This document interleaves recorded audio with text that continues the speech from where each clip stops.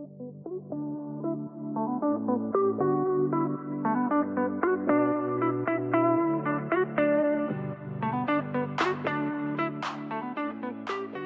hi, and welcome back to another episode of Heart and Health Wellness. I'm your host, Dr. Melissa Welch, and I'm so glad that you are here. We're on video today. So if you've been listening, you know that the last couple episodes were not on video, or if you're someone who normally watches on YouTube, you may have noticed that it's just been a plain picture with captions. So today, if you're listening on Spotify and you're someone who normally enjoys watching video, just know that it's available and you can hop over to YouTube. It's still at Heart and Health Wellness. So yeah, check it out. So today we're going to just talk about simplifying wellness. And let's just be honest, most of us don't need a longer to-do list. We don't need more on our plate, more in our mental capacity. Like we just don't have room for it. And we just need to find small moments in our day that actually make a difference. So I did a little bit of reflection to think about what I do in my own day and time with the time that I have that's limited. If you don't know, I'm a toddler mom and I work full time. And I do this as a passion project to help people to like bring you the information that I use in the clinic all the time. And so anyways, I just don't have a lot of extra time, but I do find small pockets here and there where I can really focus on improving my wellness. And so I want to share that with you. And I'd also love to hear from you and what you do to make wellness a priority, even in your busy, chaotic schedule. So, I really thought about this week, what am I doing throughout the week that's helping me to feel better? And it did a couple of things. One, it made me to really like reflect on what I'm currently doing and realize that I am actually prioritizing wellness more than maybe I give myself credit for, which was nice. But it also made me more mindful of what I'm doing. And so then it encouraged me to do some things that I hadn't done in a while to make it a priority this week because it was front of my mind. And so, yeah, so maybe listening to this episode will help you do the same of reflecting on what you're actually doing and then maybe realizing some opportunities that you have that maybe you're not utilizing to the best of your ability and how you might be able to, in this next week, make it more of a priority or do some things that you've been neglecting or avoiding for a while. So we're going to look at kind of like micro moments for wellness, and I'll share with you what I've been doing and then also some options that maybe you can fit in to your routine. So first of all, why do we overcomplicate wellness? I feel like it's such a hot topic and a buzzword that people talk about all the time. You need to take care of yourself, make yourself the priority, or wellness is something that needs to be, like really fancy glitz and glam self-care kind of stuff. And I am just not about it. I really think that we overcomplicate it and we make it this thing that feels out of reach, that we don't have time for, or that we don't have money for. When in reality, it's little things that we can do. A lot of them are free. And so, yeah, like let's just keep it simple. Let's not overcomplicate this. Okay. We don't need more products to feel better. We don't need a new program to feel better. We don't need new, crazy long, extensive routines. We need to stop using the word should of I should be doing this. I should be doing that. I'm so frustrated with myself because I should be doing this. Get rid of the word should. Okay. This idea of getting better does not have to mean major change. It can be little things that you are doing. I'm talking micro little things that you are doing to get a little bit better. When I talk to people in the clinic, I often ask them to rate on a scale of like 1 to 10 of how they're doing, 1 being really not good. It probably couldn't get worse than this, and 10 being the absolute best. And I ask them where they're at. And if they tell me, they're at a 4.5 or a 5, I ask them, what would it take to get you to a 5 or a 5.5, maybe a 6? I'm not asking them to go from a 4.5 or a 5 to an 8 or a 9 because it's not realistic. We have to think about things like a ladder where you're taking one step at a time. This is not the long jump where we're really jumping really far. We're just taking little steps at a time. Okay. So really take that pressure off of yourself as you're listening to this episode today. And just in general, when you're reflecting on your own wellness and what you're doing, that this does not have to be something big and fancy and monumental. It can be little things that you're incorporating into your day and just moving that needle forward just a little bit. All right.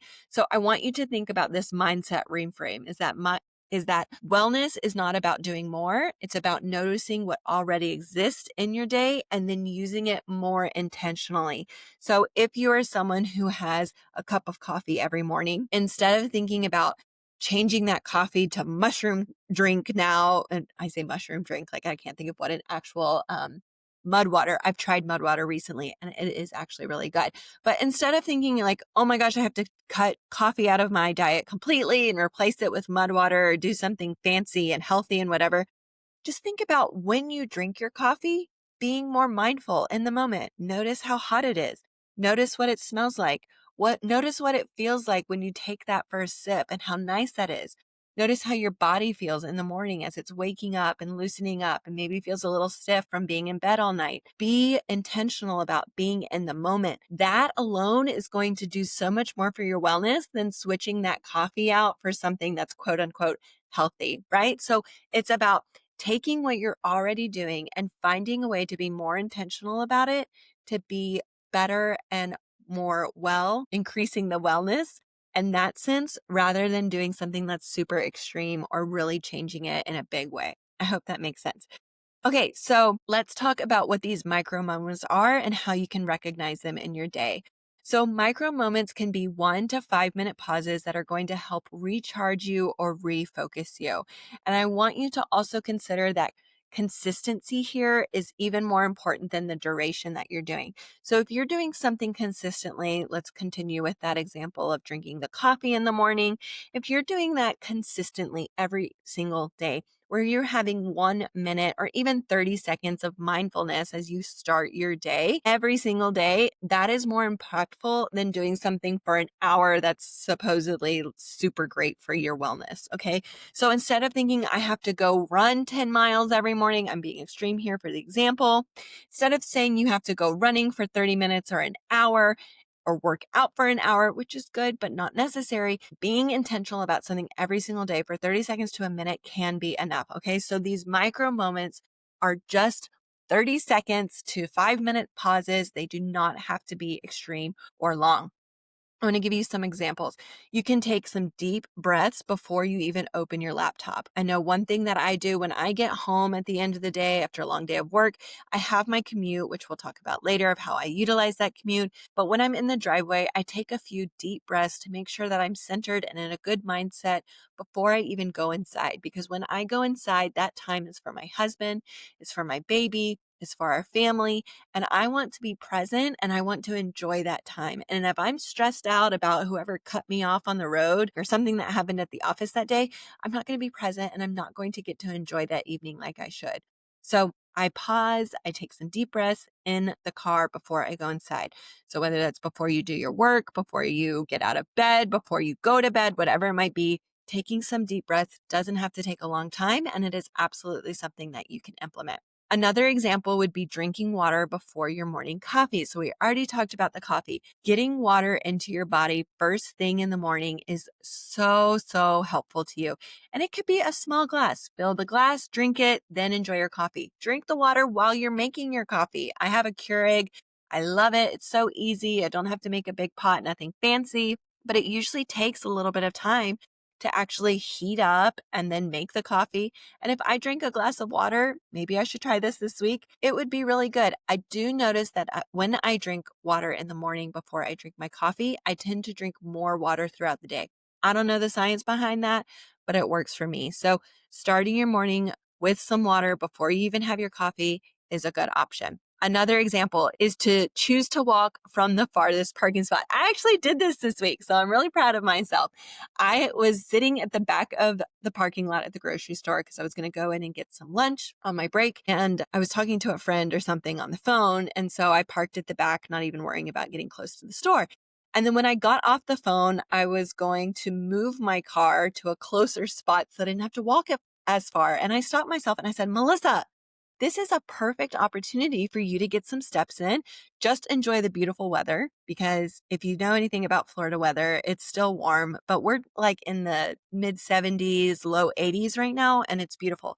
I was like, just enjoy the weather, get your steps in, and don't bother moving your car. Don't be silly. So That's a little thing. You get your steps in, you enjoy the weather, easy thing for you to do. Again, it's small, small, small tasks that can make a big difference for you. Another example, texting someone you love while waiting in line. And I do this one too. And I probably haven't done it in a while because I haven't waited in line for a while. But like if you're at the post office waiting in line, or you're at the grocery store and it's backed up because you went on Sunday when everyone else does, or whatever it might be, and you're just standing there waiting, instead of scrolling through social media, which is not giving you anything, like no benefit from just scrolling, doom scrolling is not good for you. Use that time to connect with someone that you love. Send them a text, say, hey, I was thinking about you. I did do that this week. I sent a couple of texts to some of my really good girlfriends and I was like, you're on my mind. I just want you to know that I love you and I'm sorry that I don't call more, but I care about you and I'm thinking about you. And they responded and they were like, yes, I was thinking about you too. It always feels so nice to do that. So use those little moments for connection, for moving your body, for recentering yourself. It does not have to take a lot of time. Okay. So micro moments, remember that they regulate your nervous system and they strengthen your connection, which are really important and powerful wellness habits that we can build into whatever we're doing throughout the day without making it complicated or fancy. Okay, I said that I was going to talk about my commute and I do want to talk about that. So my house to the office is about an hour-long drive. And that is if there are no accidents and no crazy traffic. But typically it takes me an hour. So that means I have 2 hours in my car by myself to try to find a way to either like listen to music or make it productive. And I'm someone who I just like to go all the time. You may have picked that up, but if you do know me in person, you're like, yeah, that's not surprising at all. Some days I do just want to listen to music. Some days I use it to listen to worship music and I'm in prayer and that's really nice. Most days, however, I use this time to work on self-improvement, to learn, to grow, to keep my brain fresh and challenged. And so I'll listen to audiobooks. I love Audible. I will put a link for Audible down below. If you don't use Audible and you feel like you don't have time to read, you've got to try out Audible because I promise you, even if you use 5-10 minutes in the car here and there, you're going to get through books so much more than you do without using Audible. And I'm not someone who likes to sit in one place and read. It feels like I'm wasting time. I know I'm not, but it just feels like it. I don't like it.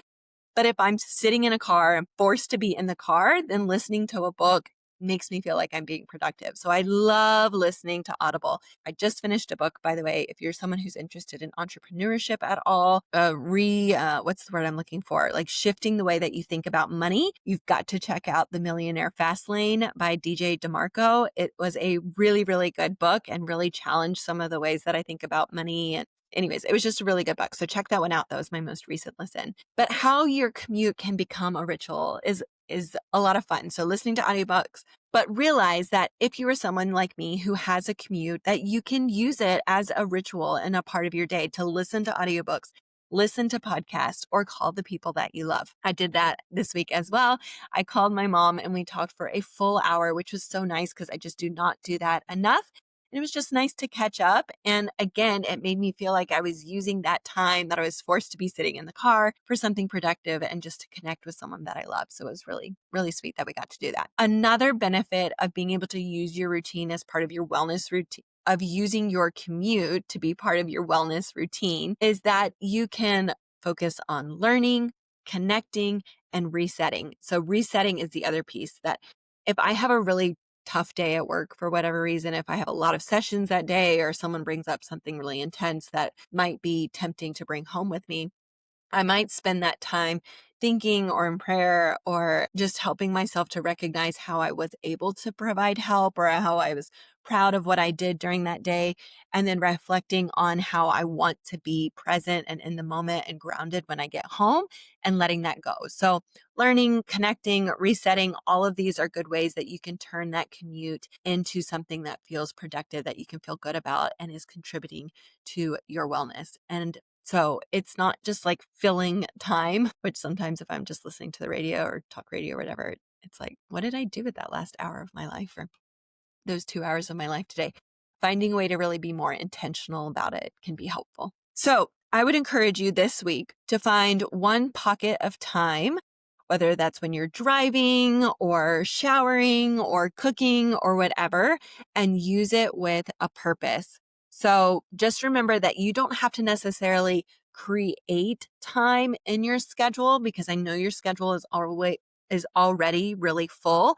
Instead, you can reclaim the time that you already have there. So find those opportunities of when you're doing something that doesn't take a lot of brain power and you have some free mental space to be able to implement some wellness practices, whether that's breathing or intentionality or mindfulness or connecting or whatever it might be. Figure out where that existing pocket of time is in your routine and then find a way to use it with purpose this week. Okay, so I want to break down those 4 domains of wellness and think about how they might look in micro pockets of time. So if you're new to the show, I have learned a framework for wellness called the Biopsychosocial-Spiritual Framework that basically says that we need to look at not just our physical health, not just our mental health, but also our relational health and how we connect with others, and our spiritual health and how we're making purpose and finding meaning in life.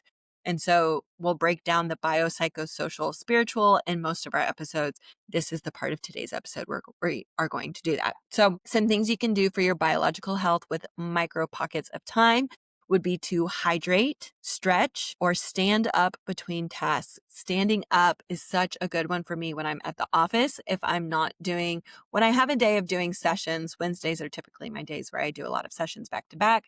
It's nice because I talk for an hour, I get up, I move around to get the next patient, and then I sit down for another hour. But on days when I'm not doing that and I tend to get stuck behind the desk, it helps for me to realize, oh, I've been sitting here for 90 minutes. I need to get up and move my body. And sometimes that is enough to just hit the refresh button. So notice when you have opportunities to stand up and move around. Or stretching can be really simple as like lifting your hands above your head, stretching your arms out and back, reaching down, touching your toes. Like you don't have to get on the ground and do a whole yoga routine. This can be simple. Keep it simple, please.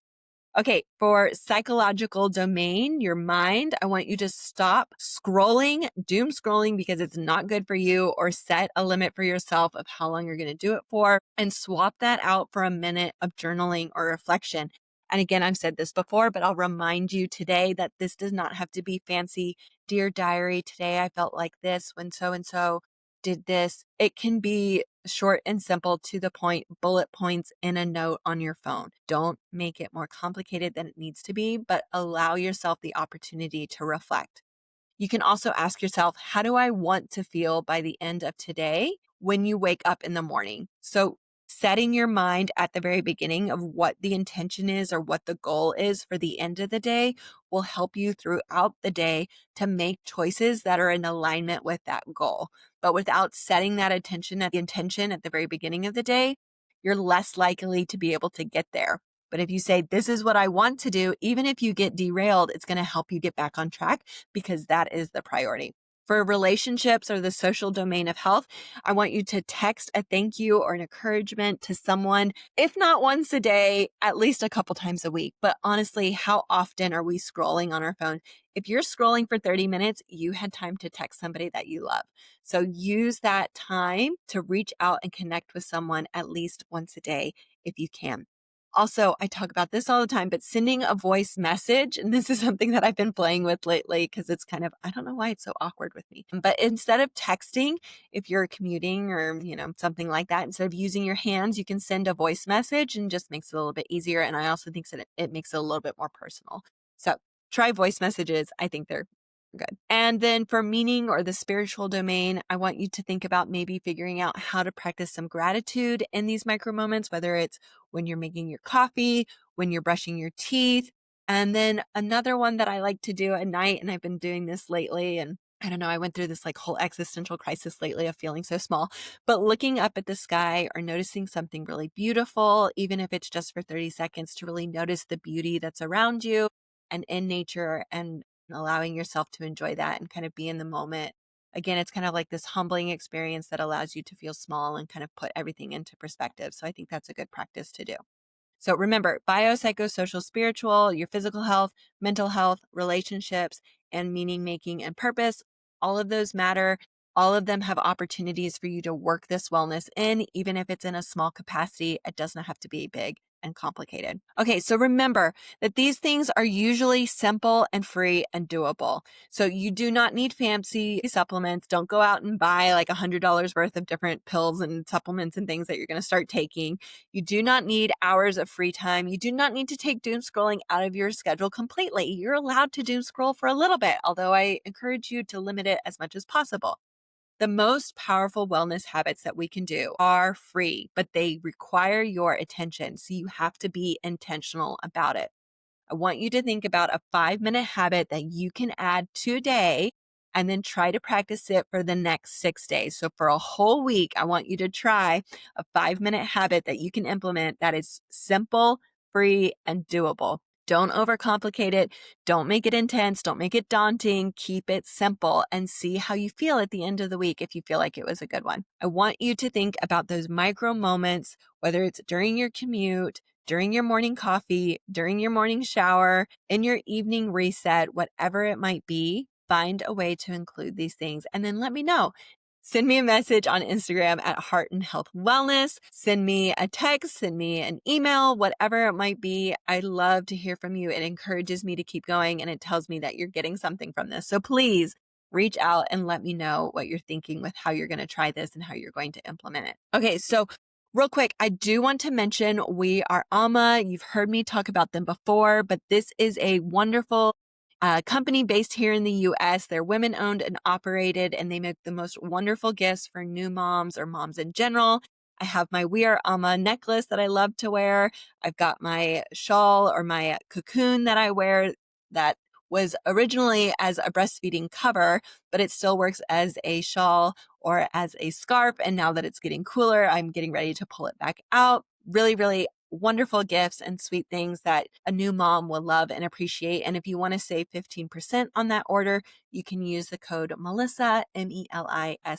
It's a nice way to be able to support what I'm doing with this show. And I appreciate your support in that way. Also, if you're wanting to take this wellness stuff to a little bit next level, I did create a 5-day wellness reset guide. And so it takes you through 5 separate days of really doing some deep reflection and then implementing some new changes into your life to help you feel like you're prioritizing your wellness.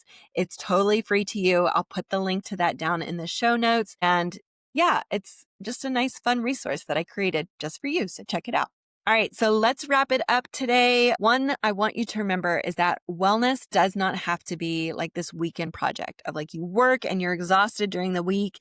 And then at the end of the week on the weekend, that's your time to hit the reset button. Yes, I want you to enjoy the weekend, but I would love for you even more to find opportunities Monday through Friday or those other 5 days to incorporate wellness into those days as well. It can live in those little moments between the meetings, on the car rides, and even when you're doing things that you don't particularly enjoy, like laundry and dishes. So the trick really is to notice them and then make them count. It can be short, but be very intentional about it when you're doing. If this episode was something that was helpful to you or helped you think about how you might incorporate micro moments of wellness in your life in a different way or challenged you to push yourself a little bit, go ahead and give the show a rating and then share this episode with someone who could use that little boost of encouragement as well. I appreciate all of your support. Find me on Instagram if you haven't already at Heart and Health Wellness, and then let me know what your favorite micro moment wellness tip or wellness skill is because I love hearing from you. Thank y'all so much. That is all I have for you today. Until next time, take care of yourself and be well.